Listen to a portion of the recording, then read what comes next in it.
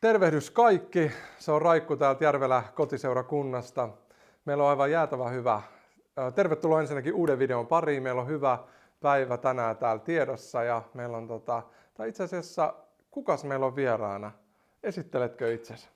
No mä oon Ahosen Seija ja mä oon kotoisin Kärkölän kirkolta.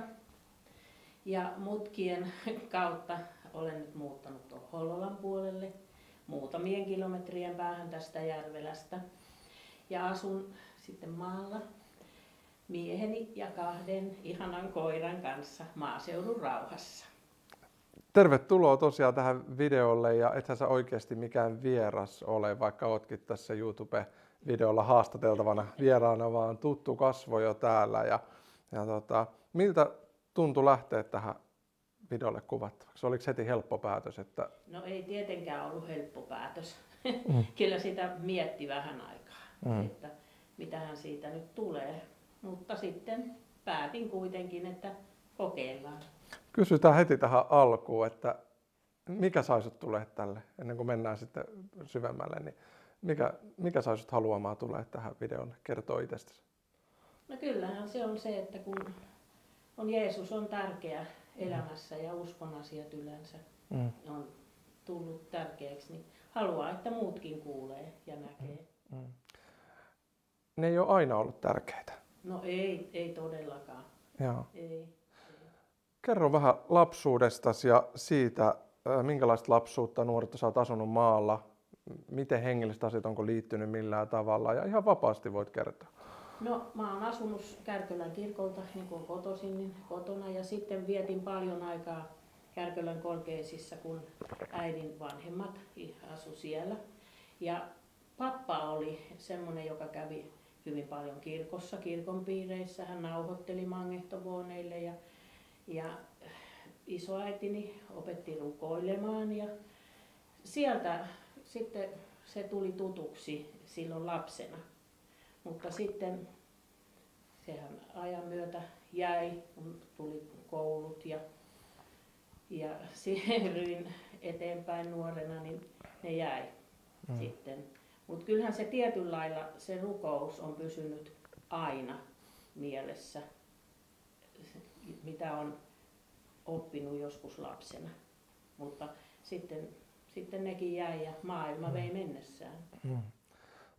Sä oot rippikoulun käynyt. Kyllä, kävin rippikoulun ja mulle se päätarkoitus oli silloin, että meillä oli silloin, että ei päässyt tanssimaan ennen kuin kävi rippikoulun. Se oli yksi. Ja totta kai mä menin sinne rippikouluun ja valitettavasti multa ei ole jäänyt sieltä mitään muuta mieleen, että kun mä oon sen käynyt, niin mä pääsen tanssimaan. Ja juhlatkin pidettiin mulle ja sitten heti seuraavana viikonloppuna niin lähdin tanssimaan. Se oli niin tärkeää.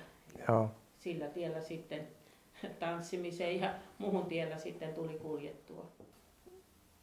Lapsena sanoit, että sä rukoilit tietynlainen. Minkälainen rukous? Oliko se joku sellainen opittu rukous? Oli opittu rukous. Se oli Isä meidän rukousta ja tämmöisiä, mitä olin kuullut. Että ei se ollut mitään sellaista vapaata rukousta, vaan näitä opittuja rukouksia. Isä meidänhän on hyvä rukous. Joo, tämmöisiä, mitä oli isovanhemmilta kuullut ja oppinut. Ja mä sanon mamma, äidinäiti, me sanottiin aina mamma ja pappa, niin mä aina iltarukous ennen kuin nukahdettiin, niin rukoiltiin yhdessä. Ja siitä on sitten jäänyt näitä rukouksia mieleen pitkin elämän vartta. Tosin ne on sitten jossain vaiheessa unohtunut. Joo. Mikä ne rukoukset sai unohtumaan? Muutitko sä pois sitten vanhempien luota vai tietenkin? Ne vaan jäi. Se tuli maailma, vei mennessään. Se oli ne tanssimiset ja oli kiva käydä joskus baareissa ja kaikissa. Ei siinä tullut sitten enää mieleen rukoukset. Kyllä se oli tämä maailman meininki, mikä vei mennessä. Se oli niin ihanaa käydä tanssilavoilla ja ajatella taas seuraavaa viikonloppua. Mä pääsen tanssimaan, mä pääsen sinne ja tänne. Ei siinä sitten ollut mielessä Jumalaa eikä Jeesus ei mitään. Niin, että elämä pyöri sen ympärillä. Elämä pyöri sen kaiken ympärillä. Mut mä sen verran tiedän, että jossain vaiheessa sun tie oli vienyt Niilo Ylivainion kokoukseen. Joo, Niin kyllä. miten se tapahtui? Että mitä sitä ennen tapahtui? Mitä siellä kokouksessa ja sen jälkeen? En mä nyt just muista sellaista erikoisempaa, mitä olisi tapahtunut. Mä vaan sinne menin toisten kanssa ja se oli niin erikoista, kun oli tottunut johonkin kirkon piirin, missä oli käynyt, kun oli rippikoululeirit ja nämä käynyt, niin se oli niin erilaista se Niilo Ylivainen. Se oli mukaansa tempaavaa ja rentoa ja reipasta ja semmoista. Se oli jotain niin erilaista, että siellä sitten kysyttiin, että haluaako antaa elämänsä Jeesukselle ja siellä meitä meni iso joukko ihmisiä, jotka halusi tehdä niin ja siellä jokaisen puolesta rukoiltiin. Mikä sut vei sinne kuitenkin, että pyyskö joku vai mikä niin osaat sä sanoa, mikä herätti kiinnostuksen mennä sinne? Oliko se mediahuomio vai? Kyllä, mua pyydettiin ja varmaan oli sekin mediahuomiokin, että tämmöinen tulee. Joo. Kyllä mä olin heti valmis lähtemään. Mä olin heti valmis siihen kyllä. En mä sitä miettinyt, että lähdenkö mä vai en, vaan mä halusin lähteä. Joo. Minkä ikäinen sä olit silloin? Mitä mä olisin ollut? Oisinko mä ollut 19 tai 20, jotain. Joo. Nuori nainen kuitenkin. Niin joo. Sä tulit siellä uskoon. Joo. Kaaduit sä silloin, kun sehän oli kuuloisa, että monit kaatu siellä, muistaaksä sellaista? Nyt en muista sitä. Sitä Joo. mä en muista tällä hetkellä, että kaadunko. Meitä kuitenkin oli niin valtava määrä siellä. Se oli ihan valtava määrä, mitä oli ihmisiä. Ja ihan mielenkiinnosta sen kysyn. Sehän ei ole se juttu, vaan just, että ihminen tulee uskoon Joo. ja pelastuu sitten. Mitä hän kokee siinä, niin se on sitten toinen asia. Sä tulit siellä uskoon. Se oli Kouvolassa. Joo, Kouvolassa. Joo. Miten sen jälkeen? Kävit sä jossain seurakunnassa? Kävin mä Lahdessa ja jonkun verran ja Lammilla. Joo. Kävitkö kasteella? Kävin Kasteella. Lahden helluntai-seurakunnassa olen käynyt Kasteella. Joo, kyllä. Eli kunnon uskoon tulo kokemus ja kasteella. Ja miten sun elämä sitten sen jälkeen meni? No, kuljin uskon tietä ja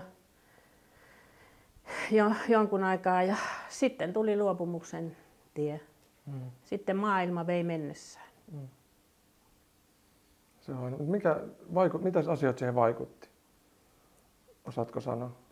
No, tuli mieleen kaikenlaisia muita. Se uskon asia hiipui siitä. Oliko sulla uskovia ystäviä?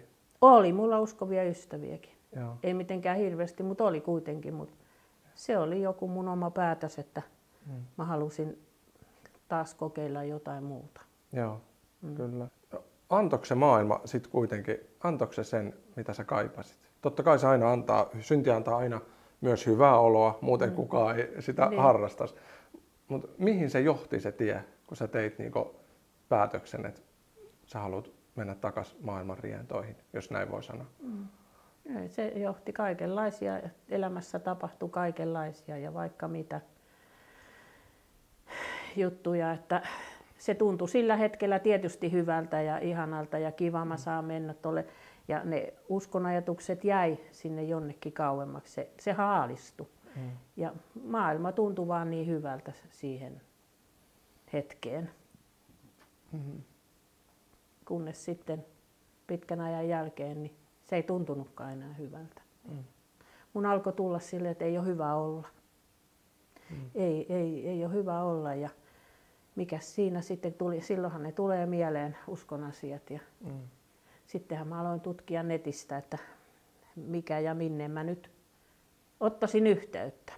Sittenhän mä näin sieltä Järvelän kotiseurakunnan. Ja sittenhän siinä oli puhelinnumero, niin sittenhän mä soitin. Ja olit silloin puhelimessa ja juttelimme hetken aikaa siinä ja se jäi siihen. Sitten meni jonkun aikaa. Sitten mä menin tuonne palvelutalolle katsoo mun tätiä. Ja hoidin sitten hänen asioitaan siinä ja etsin henkilökuntaa. No löysin sieltä ja sitten näinkin yhden, jonka kanssa sit sain asian hoidettua. No sitten mä sanoin siihen lopuksi, että kyllä mulla on niin jotenkin huono olo ton tädin takia ja sitten siskon takia, kun molemmat on sairaita. Hän sanoi siinä, että istuppas siihen, että hän rukoilee sun puolesta. No minähän istuin ja hän rukoili. Se tuntui ihan hyvältä ja mä siinä sitten lopuksi kysyin, että missä seurakunnassa sä käyt. Niin hän sanoi, että täällä Järvelän kotiseurakunnassa. Minä kiittelin ja no siitä meni sitten muutama päivä. Niin sittenhän mä astelin tänne, se oli sunnuntai. Ja tulin ekaa kertaa tuntematta ketään. Ja kyllä mä sain sinulta ja Katilta niin oikein lämpimän vastaanoton, kun mä tulin. Ja sain uudistua. Se oli hirveän tärkeä, mä sain uudistua. Ja sen jälkeen mä oon käynyt täällä. Tää on ihana, lämminhenkinen, hengellinen koti. Täällä on mukavia ystäviä. Ja kyllä mä kiitän Jeesusta, että hän johdatti mut tänne. Amen. Mä muistan sen puhelun, kun sä soitit ekan kerran. Joo. Me oltiin ajamassa ja meillä oli sellainen kampanja Pastorikylää, Joo. mitä me jaetaan vieläkin ja jaetaan nettiin tällä, että ihmiset, jotka jos ahdistaa tai jollain tavalla, niin ota rohkeasti yhteyttä tai hengellistä. Sä soitit siihen puhelimeen. No siihen puhelimeen mä oon varmaan netistä, en mä tiennyt sen kummemmin. Joo. Mä muistan, kun soitit silloin siihen puhelimeen ja juteltiin sun kanssa, kerroit, että oot ollut uskossa ja sitten sanoit siinä, että sua ahdistaa niin paljon, että sä et pysty tulemaan, kun mä kutsun sut seurakuntaan, että sä et pysty tulemaan paikalle. Joo. Ja sitä rukoiltiinkin siinä puhelimessa silloin sun kanssa. Ja mä ajattelin, että no hienoa, että saatiin rukoilla, mutta olisi ollut kiva, kun olisi tullut ja näin, että pääsee uskovien yhteyteen. Niin. Ja sitten siinä meni monta viikkoa eikä kuulunut mitään, sitten tapahtui just tämä, että sä menit. Joo. Ja Herra johdatti silleen. Niin, johdatti tosiaan. Joo. Näin. Hävisikö se ahdistus sitten? Kyllä, sehän mulle tuli hyvä olo sitten sen jälkeen, kyllä, kun mä sain käytyä täällä ja käy useamman kerran. Ja mulle tuli se sitten, että kun mä tuun tänne, niin tää on niin kuin koti, täällä on hyvä olla. Joo. Ja aina kun mä lähdin täältä pois, mulla on hyvä olla. Joo.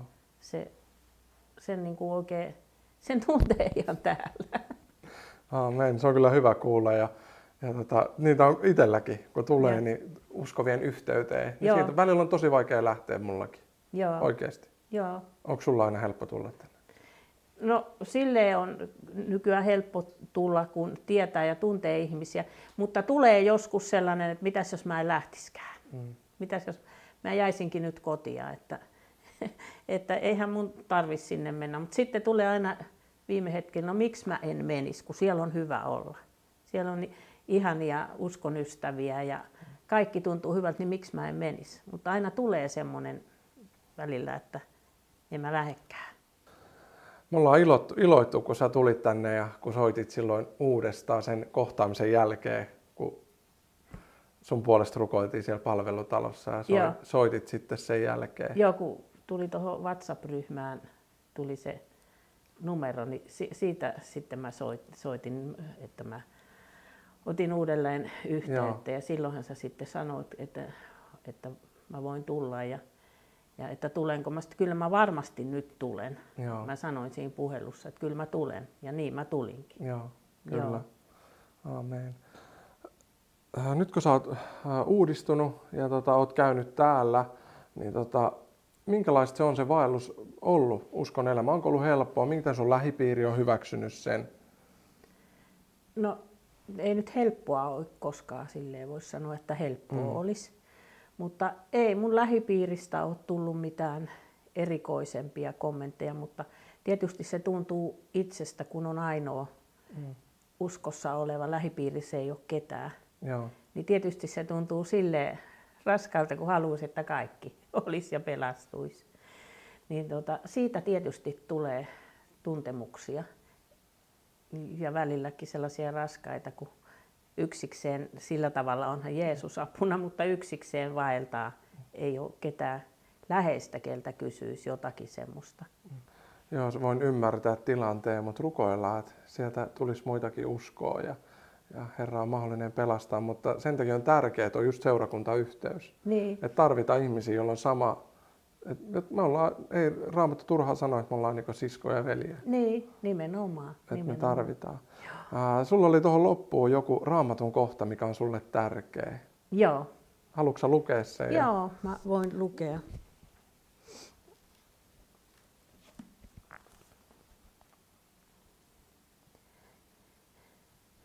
Johanneksen 14. luku. Ja Jeesus sanoo, minä olen tie, totuus ja elämä.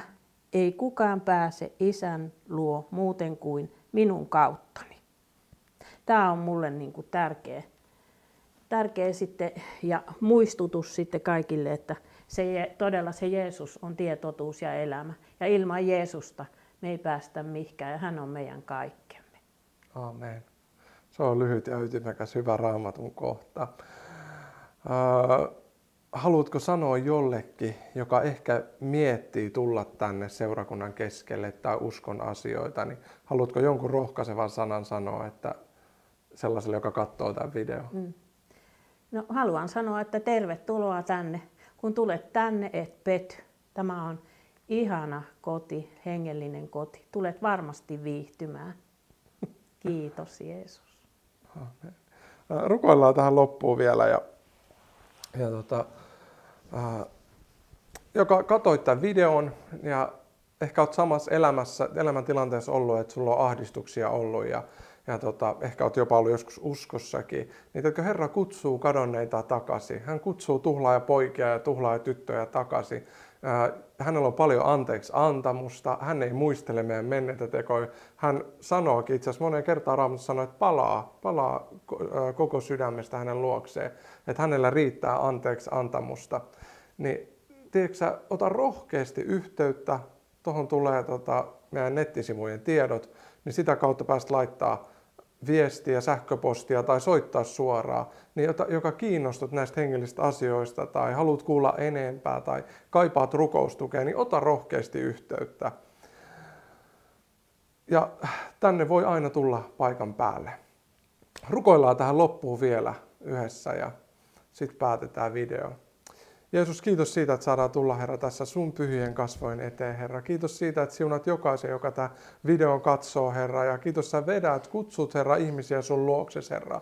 Niitä, jotka on pois poikenneita, Herra. Niitä, jotka on tuhlailu elämäänsä, on ikään kuin tuhlaajapoika, niin Herra, sä kutsut tänään heitäkin takaisin. Herra, kiitos, että sä oot pitkämielinen, laupias, armahtava Jumala, täynnä anteeksiantoa ja totuutta.